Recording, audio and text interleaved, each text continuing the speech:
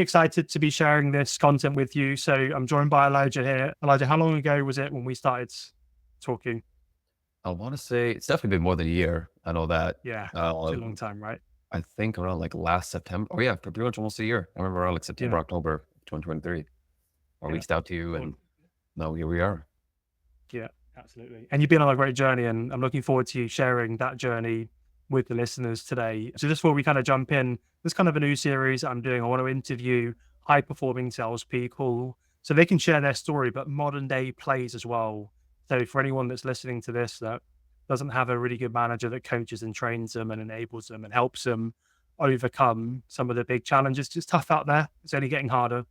Hopefully this series with people like Elijah will be able to share his hidden gems, his top secrets, his special sauce to his recipe with you to help you move the needle and book a couple of more meetings or close a few more deals. Just a quick background into who I am. So I've been in sales now for over 10 years.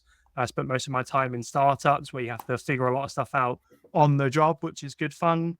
A couple of companies invested in training and coaching, but most of the time they didn't. So as I built a couple of sales teams myself, I saw such a big impact on performance when you spend good quality time training and coaching and enabling your people to execute a great sales process. Is why I started the Revenue Enabler to help sales organizations acquire the skills they need to hit their number and then work with individual contributors as well to help them acquire the skills and have a little bit more fun when they're selling and a little bit less stressful at end of quarter, breathing into that brown paper bag. So enough about me. Elijah, do you want to give the listeners just a quick intro into who Yeah, you are, maybe how you got into sales and what you're up to at the moment?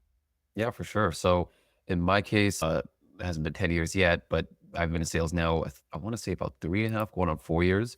Started just doing like door to door solar HVAC because that's where I got my start in sales with.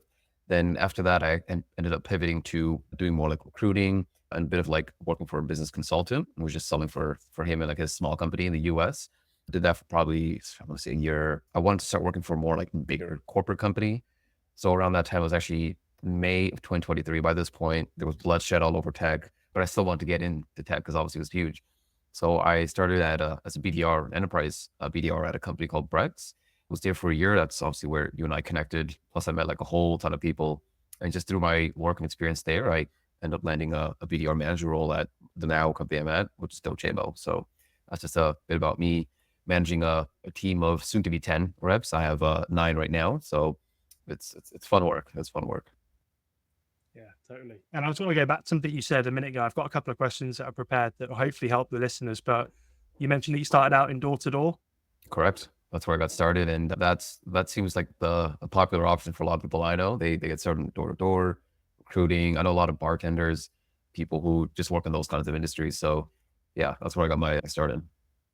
Yeah, me too. I remember wearing a suit, knocking on people's doors at home, trying to sell them British Red Cross or Battersea Dogs and Cats Home or some kind of Yeah, charity. And then there was another team that did like home insulation. There's another team that did like broadband and things like that. And it was nice in the summer, but when it was raining and you was in a suit and people didn't want to let this wet stranger into their yeah, house, I thought it's probably about time to get inside, and that's when I moved into inside sales. So it's interesting. I can speak to so many high performing sellers, and a lot of them have come from that either high street or door to door kind of hmm background. I think it teaches yeah, that thick skin, right?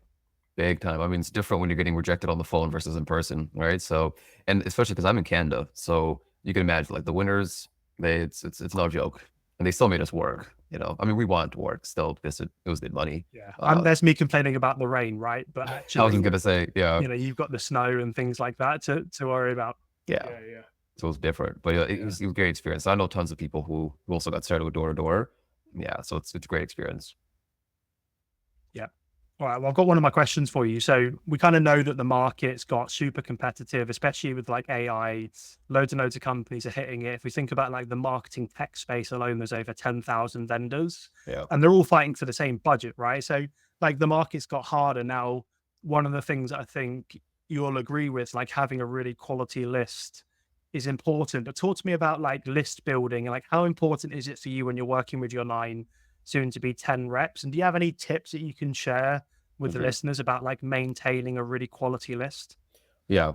Great question, and that's like one of the foundations. 'Cause I've read a whole bunch of books, talked to a bunch of people who do outbound. Yeah, it's like their whole lifestyle, right? And one of the biggest things is your list and your targeting, right? So after that is usually when messaging comes into plays and phones and sequence and all those things. But obviously, if the list is not on point, this makes sense to do that. With my reps, the way we focus on things, we have 4 or 5 different use cases, so we touch a lot of different departments. The tricky thing is knowing who the right people are. So I don't know about you or the listeners, but I'm huge on using Sales Navigator as my option to list build. So that is, I wouldn't use anything else, honestly. Zoom is great for enrichment, but the way I go about things for list building is starting off with looking at, I'm assuming your company has some things figured out already.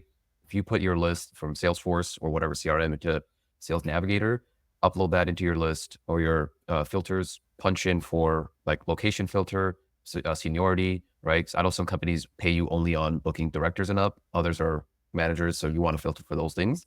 But the way they typically go is Boolean searches are huge as well for my reps, right? That's still a tried and true method of making sure the list is up to date.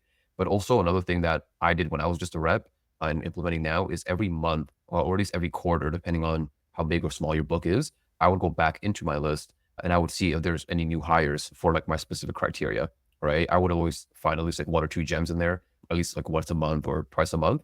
So that was huge for me.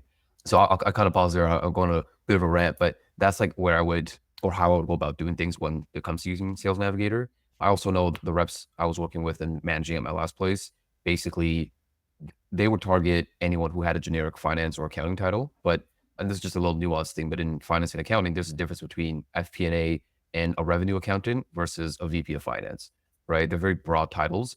So we always focus specifically on, who, like you can look back at close loss, for example, or close one and see who do we, and this is for more of a startup, right? If you're a startup, you still try to figure these things out, right? You want to see who you want deals with and go target those kinds of individuals. For us, we were somewhat big, so we already had things figured out. But that's kind of where we went about really narrowing our list. Yeah, love that. And I just want to kind of go back to a couple of things you spoke about there. So I love that you revisit the orgs like monthly or quarterly. The thing about sales is, right, is people act when their hair is on fire. So Mhm. business has got hundreds of problems, right? But the reason they take an action is there's a priority. Yep. The impact of that problem is greater. And then I always use like analogy of like hair on fire, or there's a fire at the bottom of my garden, but it's like 200 meters down the garden. So I'm not like in any major rush Mhm. to go and put it out. But when that thing's at the back door, like I'm jumping off of this call with you and I'm phoning the fire brigade and we're coming out and we're putting that thing out, right? So sometimes you might prospect into an account that really matches the ICP, but they're not really feeling the pain right now. So they don't react. Mhm. That's why like nurturing is so important and going back to that list and going, hey, where's the new angle?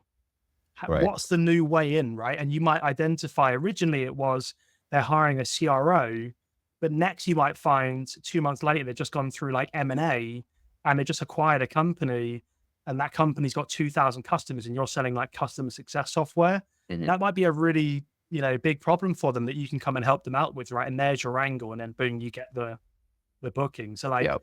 not just like giving up on the account because they didn't respond Yeah. the first time. Like we have to keep working these accounts, right, and looking for those new angles. So that I loved. And then the other thing you mentioned, which I actually ran a webinar on this last week or the week before on closed lost, is like staying front of mind. The amount of times I've lost deals to the status quo, and then Mhm. I've stayed in touch and nurtured them, and then they go, "Hey, the problem's so big now, we have to solve it." And they phoned me, or like I followed up and like, "Hey, I was literally talking about it today. Yeah. Thanks for reaching out. Let's act." Like for SDRs and AEs, but for SDRs, those are like such easy bookings, right? But Yeah. because we neglect them, they end And up buying from someone else. and that's one thing too, you kind of mentioned, right? Especially for SDRs, I feel like there's for most of the SDRs I've spoken to that connect with me on LinkedIn that ask me for advice, even now as a manager when I'm interviewing, it's if anyone puts in even 10% more work than what most people are, it's so easy to succeed, right? Because no one's doing these little nuanced things. One quick thing, not to get off topic of the list, that I used to do that I was telling one of my new reps is going on G2, right? To be able to identify, like, because on G2, you can basically filter for reviews and you can see what problems did XYZ product solve. And it's in the word of your customer, right? That's something I used to do when I was at Brex. And I basically gathered at least like 20 of those, copied and pasted it, put into ChatGPT, and said like, give me the top like 10 things that you're seeing that's like a common pattern here. And I'll use that in my wording and my messaging for cold outbound, right? That plus also when I was at Brex, because I'm still new here, I'll use Brex as an example. I was calling into VPs and directors, et cetera, of like accounting and finance and CFOs, CAOs. I would talk to my own VPs of finance and accounting to see like, hey, if I said this to you, what would work, right? Like, what do you think is a better alternative? Like doing things like that. And they were like, hey, you're the only one who's ever hit me up because no one is doing these things, right? So thinking creatively outside the box, and also just staying connected with other SDRs and BDRs was huge for me as well, right? So just might a little tangent I want to go on there of like why it's so easy to succeed as a SDR because no one does these things, right? So Yeah.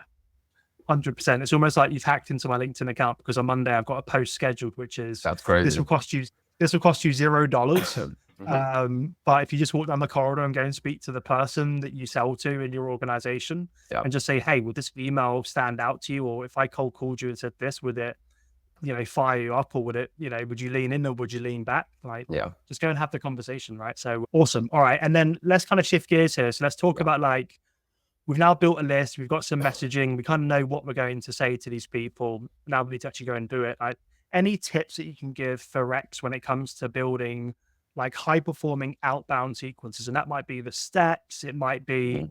hey, just like build it and leave it alone for a quarter. Don't build a new one every 24 hours. Like, what would you say is like some tips that you can give an SDR about sequencing in general? Yeah. So for me, I was actually talking to a rep probably like 3 weeks ago now. He's working like the finance field, so it's a bit different there. And he was a little too obsessed with sequences, right? It's like, what's the perfect sequence? Where in my mind, I'm just like, I always do phone first personally, right? The reason I do phone first is if I like take 5 minutes, 2 minutes, whatever to send a personalized email, all for just a bounce and say this person's no longer here, or maybe they're on vacation, that kind of sucks. So I would rather call them and identify that first, so I don't keep moving them in the sequence. That's just my experience and belief. Going back to the guy I was talking to, I basically told him like, look, you have to make sure your sequence can at least tell somewhat of a story. Mine went based off of talking about problems, right? And then I'll have a use case after I do a few touches, and then I'll go into like social proof, and then I'll have a quick like goodbye kind of email. Usually they were between, I would say 15 to like 21 days. My belief, and you can kind of give me your thoughts here too. My belief is if someone doesn't respond within at least like 2 to 3 weeks, you probably won't hear back from them, and you can always contact them in the future again, right? Working at enterprise, I only had about 180 accounts, so like I had no choice but to keep going back, right? So that was kind of the thing. If you have like 1,000 accounts, that's greater for you. But yeah, that's kind of how I go about like structuring my sequence from like a messaging standpoint. In terms of like the actual cast, it's always call first, right? And then every 2 to 3 days is how far I push them out, regardless of like whatever the channel is, whether it's LinkedIn or email. So essentially, day one, you do a call. Day three, send like an email. And then day three, also do a LinkedIn Connect. Blank is what I always do personally. I just never had too much success with pitching people directly when I was calling them to finance and accounting. So that's what I did there. And the other huge thing too was to take a step back on the sequence. I always went based off of personas, right? Or like somewhat similar seniority. So like VPs of accounting and finance, somewhat the same, directors, C-suite, so on. And you also want to tailor the messaging. So I can go into a bunch of details there, but I'll just keep it high level for the sequence messaging. But that's essentially how I went about structuring my sequences. Yeah, makes sense. One of the things I wrote down there, which I totally agree, is call first. Yeah, There's a couple of reasons. One, some reps tell me they spend up to 20 minutes personalizing that email for it only to bounce. There's nothing worse. exactly. I've been in that position, right? It just makes you sick, right? You're like, oh. But also, if you call them first, you check if they work there, but you might actually get through to them on the first connect, right? And while Yeah. it's fresh, like one of the things I used to say to my reps, especially in enterprise, is I would never ask you to do it, but your mentality should be, I should be able to justify why I'm engaging with this account and this person and why I'm doing it now over anybody else. Mhm. So that if they do answer, oh, that's fresh in my mind then. So when they answer the phone, I'm delivering them with instant value. Yeah. It's like so obvious that they should take an action, right? So let's just have that conversation up front Yeah. rather than spending 20 minutes and sending the email and it does land versus spending 20 minutes and it bounces. Like, But it's just going to save you another precious funny thing time. I hear reps when they usually like to do email first. The justification is like, well, I can refer back to the email when I call them, right? Which I'm like, yeah, that's true, but you know, i- if and this goes back to the targeting and the messaging, right? If you call this person, regardless if you send them an email first, a carrier pigeon, a LinkedIn, if you get a hold of them, are you confident that you can be able to talk to them? I don't have to send an email first. That's how I look at things, right? Because I know if I'm talking to a XYZ person, I'm confident in what I'm going to say as soon as he or she picks up. So that's what I always tell my reps and other reps I would work with as well. So that's just like another thing too.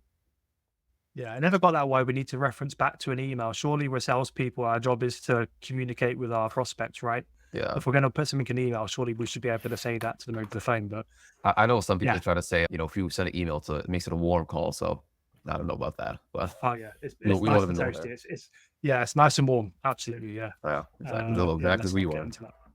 Yeah, totally. Well, now we're talking about the phone, let's have a conversation there just for a minute. So Perfect. a lot of people talk about cold calling, it's alive, it's dead, whatever, the topic is at the moment, usually by people that are selling the complete opposite to That's calling, right? true. But what do you think the like first 30 seconds should look like on a cold call from your experience? From my experience, and it's funny because one of this one guy I know, he's very anti permission based opener. Others are very much permission based opener. My usual is just like, hey James, it's Elijah giving you a call. We've yet to meet, or we haven't spoken before. But you mind if I take a quick moment, tell you why I'm giving you a call? Or I might just say, hey, we haven't met, but I was hoping to see if you can help me out for a brief moment. 9 times out of 10, they're always like, what's up? Or who's this? What do you want? So that's always what I say in my first 30 seconds. And actually, after I get past that point, I switch it up a lot. I've experimented with a lot of different things, but what's worked for me very well is asking for a meeting up front. I would say, hey, look, James, the reason I was giving you a call was I'm actually trying to find a more appropriate time to introduce myself when I'm not catching you in the middle of something. You have 15, 20 minutes later next week or the week after. I'm always expecting them to say no, right? Or them saying, well, sorry, hold on, who are you? What's this about? Because now I have their attention and they kind of pause what they're doing. And that's where it gets really important to make sure my research, my thoughtfulness, and my messaging really lands, right? So that's usually what my first 30 seconds is. Before that, I would lead with problems as well, saying like, hey, I speak to a lot of VPs of engineering and, they have problem number 1, 2, and 3. Does that resonate? I feel like a lot of people are starting to do that now. So I kind of want to pivot things, which if I can give you guys one advice, it's always just make sure you're zigging when everybody else is zagging, right? That's like a huge thing. So that's like my first 30 seconds. Yeah, love it. And like, my approach is very similar. Hey, this is James. We've never spoken before. Do you mind if I take 30 seconds, tell you why I'm calling you today? And although people like to say that everyone does that and people are tired of hearing it, I would like all of my consulting customers or the training customers that I have, Yeah. we teach it and they get great outcomes. So like not everything you read online is true. So just like go and test it out yourself, right? Otherwise you Yeah. might be missing out on a big opportunity. And, And and the planning pain is so oh sorry, go for it. so I was just gonna say one thing too that's like really dependent because I'm never like I'll never die on a hill for certain things, but there's one thing I die on a hill for, which is it depends who you're calling. I have buddies who call on CTOs, like very technical people. Those guys are, as you can imagine, right? Like you know the stereotypes. You got to get right to the point with them. So maybe permission based opener won't always work. Yeah. So there is that. I'm at my company now. My reps call more like HR ish people, so they're a bit more friendly. So Yeah. that's also another thing we keep in mind. If you call salespeople, you can kind of break the fourth wall and say like, hey, look, one salesperson to another, or can I take 30 seconds? They know what you're doing. So that's just another thing I want to put out there too. Yeah. Context is so important, right? Exactly. So important. And you mentioned about kind of planting pain. It's so true. Like when I was a rep, I learned a lot when I became a VP of sales and became a buyer that I wish I'd have known when I was a rep. And one of those things is like when you cold call me, I might like be balancing my phone here and I might be in a spreadsheet or in a bit of software, like looking at the forecast or something like that. And I'm not Yeah. really 100% dialed in. And when reps hit me like, hey, James, I'm calling from X, we've got this AI machine learning, blah, blah, blah, blah, blah, blah stuff. I'm just like, dude, like I'm in the middle of the forecast. Can I call you back? Sure. And I'm blocking that number. Right. Where if they're like, hey, James, typically when I speak to VPs of sales, when they're not on call to their teams, they're looking at the forecast and they're trying to figure out how do I get to my number. And next minute I'm like, hey, what did you just say then? Right. And I'm like, Yeah. because they understand the persona, they're calling out the problems, they're talking about the better way of doing things. And I lean in, I want to learn a little bit more. Right. Right. So people are curious. We just need to give them the opportunity to be curious and get them to lean in, right? So I think that's pretty solid advice. Okay, so we spoke about the phone. What about email? So email is like super competitive now, right? You got tools Mhm. like Apollo where it's free to get access to a lot of email addresses and send a lot of automated emails without paying a dollar. Yeah. So it's getting noisy out there. What would you say are some of the biggest mistakes you've either made or you see reps making in 2024 that they need to think differently about? So the interesting thing for me, when I was at my last place, I want to say I probably booked maybe 6 meetings like in the whole year with emails because I was working with the enterprise and it was almost impossible to break through those domains, right? So it made it so incredibly tough. Like 99% of my meetings came from phone. That's why I love the phone so much, right? Because it just never go away. And whenever I see people saying, "Oh, it's dead," it makes me happy because now it's less people calling. But the unfortunate thing, there are some people who don't know how to call, who make calls and kind of ruin it for the rest of us, right? But when it comes to emails, though, so I'm not really much of a proficient expert, but I know from the mistakes I've made, definitely the length is very debatable. I know some people say make it extremely short, like a text message. Others say just make it like a paragraph or something. I'm a believer just make it like look like a short text message, but also depends who you're messaging, who you're texting, and the context, right? Going back to the phone script I used to use, I had a lot of people who would say, "Hey, I'm actually in a meeting. I'm doing reports.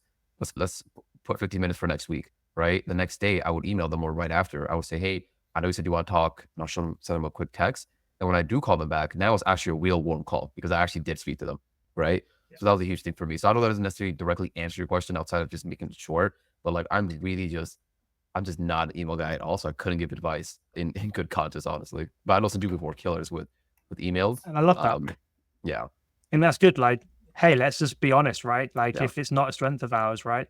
The thing with email is tough is like a lot of people are saying, oh, it should be under 50 words. Now, if you're an expert in writing emails, you've been doing it for a decade, mhm, sure, you can probably do that. You can probably do it for any product as well because you think about it differently. If this is your first time SDR role and you're part of the 70% of us that don't get any formal sales training, that's tough.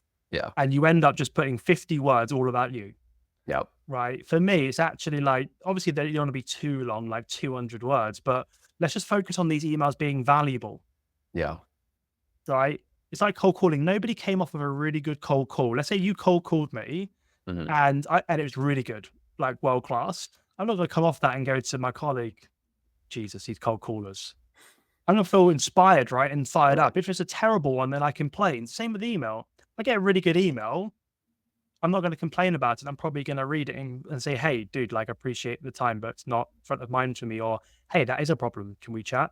yeah. So, like, I think just focus on value and focus about the customer, not so much on trying to do what everyone says, which is trying to get it within 50 words. And Because those 50 words could be rubbish, right? that's the biggest thing, yeah. Like I've seen that happen so much. And what's funny, I wish I would have saved this post. I saw, I think it was a chief product officer or procurement officer yesterday. Somebody reposted it where he said like, I got this email and somebody did some kind of like gimmick to get his attention.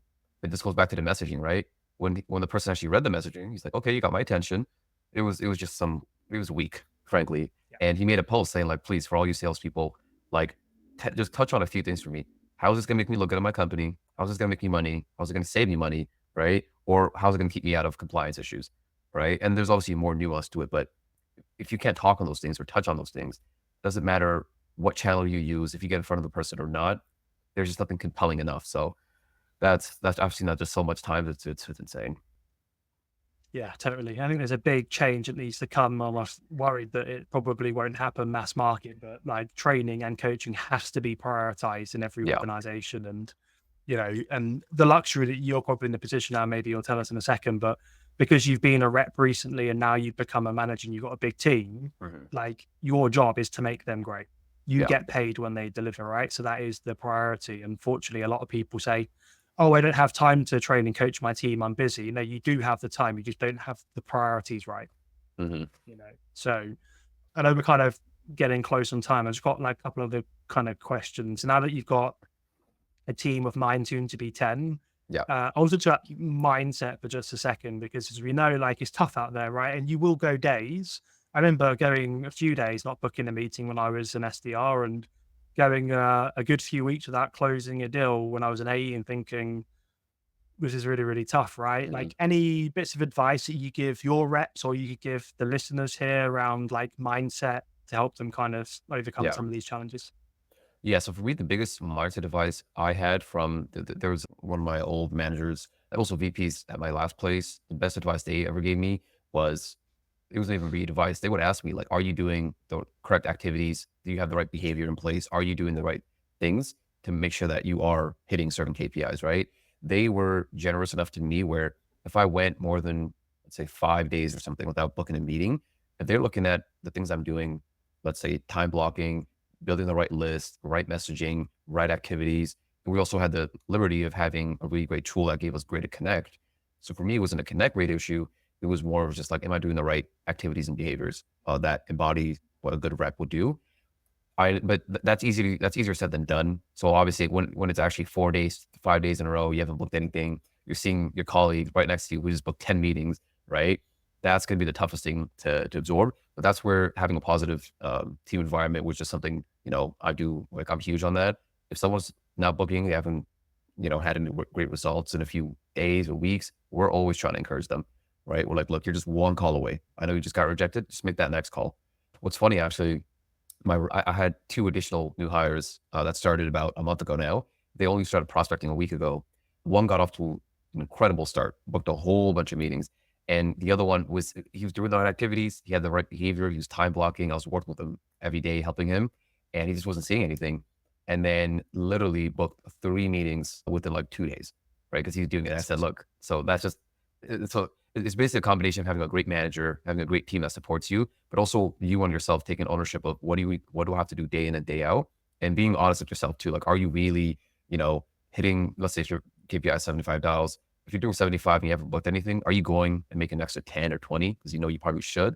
Those are the important things. But obviously it definitely starts with the manager. So I've been unbelievably blessed to have great managers my whole career so far. So I'm knock on wood, I don't have a bad one coming soon, but it really does start with the manager. So that's like the main thing I've seen. Yeah, agreed. It's such an important one. And like one of the things that I think we might have spoken about a while ago, but one of the things I always used to do when I was a rep, when I was going through those times, is I had a good coach once, and he said, look, you're going to go through these moments, but go and listen to a couple of cold calls where you were successful to Mhm. reinforce that you can do it. You just Yeah. need to keep swinging the bat right, and eventually you'll connect. And it's tough, well, especially like when you work remote. Mm. I've worked from home now for probably 7 or 8 years. So when you're going through, rejection, or like you're not getting the success that you want to get, it can feel quite lonely, especially in Mhm. startups where they haven't got, a lot of resources and stuff like that around. Those are like the little things like, and if you're mainly email heavy and you're struggling to get replies or bookings on emails, go and look at ones where you did book really great emails and just Yeah. remind yourself that you can do it. Just keep swinging the bat, keep reviewing your It's huge. calls, seeing if there's anything you've changed. Because sometimes we just drop the ball on the basics, right? Yeah. I'm like, oh my God, I can't believe like I've listened to my calls and my tone is so bad. No wonder people don't want to speak to me. But Exactly. if we don't stop and listen to our calls, how are we ever going to spot that stuff? And I think that's where, again, going back to the manager comes in, because it's interesting too. I had one of my reps here when I first came. Phone was just not something they really want to focus on. They just didn't have that much success. When I dig into the data though, they weren't hitting the amount of dial that they need to do, right? Number one, the targeting wasn't the very best. So every time they got an answer and they pitched, it wasn't working. But they thought because the phones never worked, right? So that's where digging the data also plays a role, and just doing that coaching as well, right? That's like the most important thing from the manager point of view on those one-on-ones. And another thing too, of the managers that are watching this, or a rep who doesn't have maybe the best manager, you want to be able to identify, this is what I do with myself and my rep, is identify one weak point, right? And focus on that for the next like 1 to 2 weeks, right? Because if you change too much, you won't obviously know. Now, some of the stuff might be like basic to you and I, but there happens to be a moment where when you're not performing, all logic goes out of your head, and you're just like, let me just change everything to see what's working, what's not. You have to kind of just, slow down to speed back up, right? So just focus on if it's an opener issue, if it's a problem statement that's not working, a close attempt or a pitch that you're using. It's little things like that like you want to dig into. So that's just the final thing I want to say there. 100%. And like data takes emotion out of the conversation. We might look at the data and not really like it, but it's a reality. Exactly. Right. So we got to look at the data. If anyone's watching this and they want, we've got a couple of like Google Sheets that you can use for cold calls and discovery calls where it buckets up all of the key critical parts and it allows you to score them. And Yeah. you can then look by looking at the data and go, hey, I'm really good here, here, and here. That like Elijah was saying there, but this area is letting me down. I'm just going to get obsessed with like telling a story or closing or handling an objection or whatever it might be. Role play Yeah. that every day, continuously listen back, and then do the same process in 2 weeks' time and see if the score gets better. Exactly. Right. And it's just a really simple way of, moving the needle. We're looking for those 1s and 2%, right? I think a lot of Exactly. people are trying to chase a big 30% increase. And yeah, that's tough. Let's look in how can we move the needle 1 or 2%. I know this was my final thing. One thing I just remembered that my manager and some other great guys I know who mentioned to me, it's a saying where you you aim you aim big, but you miss small, right? And I think the analogy that they gave is like, if you're hunting or something like that, you're going after a deer. If you aim for the head, you're definitely going to miss. But if you're aiming for like, I don't know, the chest or something, you might not hit the heart exactly, but you might hit the deer overall. And I think that's where when they gave me that analogy, I was like, that really makes a lot of sense because if I'm aiming to just improve my opener, right, and focus on nothing else or just my problem statement, that's going to ultimately start leading to more conversations, which leads to more meetings, right? Because you never want to force a meeting, because that opens a whole can of worms with AEs not wanting to flip opportunities and your conversion rates, all that stuff. So just wanted to, I just thought that was a great analogy Love when I that. heard that. Yeah, love that. Awesome. Just got a couple more questions I'd love to get your kind of opinion and some feedback on is Mhm. what should a rep do, SDR or AE, that works at a company and they're just getting little to no training or coaching from their company? Like, what bit of advice would you give that salesperson? 100% the advice I'm giving is go take your career into your own hands and invest money out of your own pockets. Because the cool thing about working in sales is if I'm paying, I don't know, let's say $500 for a course, or I take $1,000 for a training program one-on-one with somebody, you can be able to make that back relatively quickly, right? So it's so much different than other industries. At my previous company, we had somewhat of a small stipend, a couple $100 a month for like books and courses under like $100. But I knew the type of programs I wanted to take from the people who were extremely successful as SDRs, AEs, etc. Those were not going to be coming cheap. I've lost track of how much I've invested, but it's well probably a couple of $1,000 that I've been able to invest, but I've been able to make it back and then some. Because the cool thing is once you invest in the program, you own that material, right? The company can't take it away if you ever leave, or your manager, no one can own that, right? So my biggest advice is go find someone who preferably has sold in something similar to you, because that is one thing I see with a lot of different people like LinkedIn. They might sell to salespeople and give you advice. And if you use that on engineers or on finance and accounting people, they'll laugh in your face and vice versa, right? So I think it's just finding alignment with that person. Also doing a background check on like who they are and how they actually performed, because there's obviously a lot of people who make big claims on LinkedIn, as we all know. But the main thing is just taking that into your own hands. And there's also a lot of free material on YouTube that, especially for SDRs, that's more than available, right? If maybe your base pay or your commission pay is not the best, right? But for AEs, usually, you guys are making some big bucks. So it never hurts to come out of pocket for those kinds of things, right?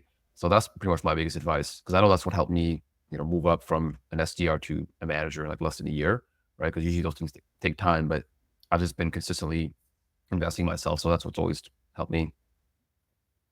So important. And what I'm hearing in kind of in all of that there is context is important. Like, don't go and buy a program from someone that works at Salesforce and you're working at a 5 employee startup in a new category, Exactly. because the context is going to be different, right? They've got that AE's probably got an SDR, a BDR, a sales engineer, commercial finance person, Yeah. helping them with quotes. They're just doing discovery and managing deals through the sales process. I've never worked at Salesforce, by the way. So if you're watching this and you work at Salesforce, feel free to correct me. But I got a buddy that used to work there and I know he had lots of resources. And that's very different when you're in a scrappy startup that Yeah. doesn't have a playbook.